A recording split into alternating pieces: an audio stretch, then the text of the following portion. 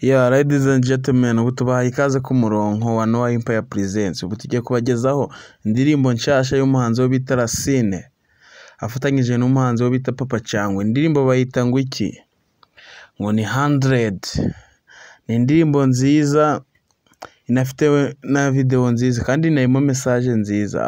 Abantu bafana abo bantu bihutire kujya kureba iyo ndirimbo, dushaka ko yuzuza 1M mu byumweru bibiri kugira tugere ku standard y'abandi, natwe ibintu bimeze neza. Kandi ndabizi abantu bafana hip hop hejuru cyane.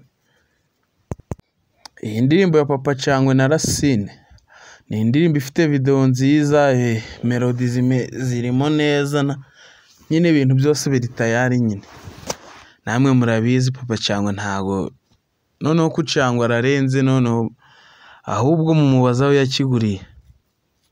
Iyo muntu mwambika ntabaho. Aka indirimbo yirarenze yitwa Ijana.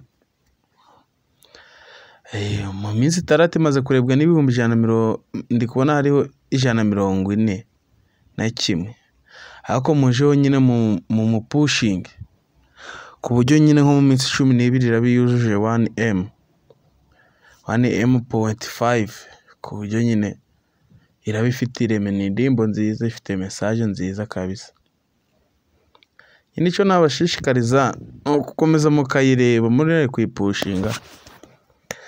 Je babagezaga ayo makuru banyita Nibizerike, umunyamakuru hano wa Empire Presents. Mukore subscribe, share and comment.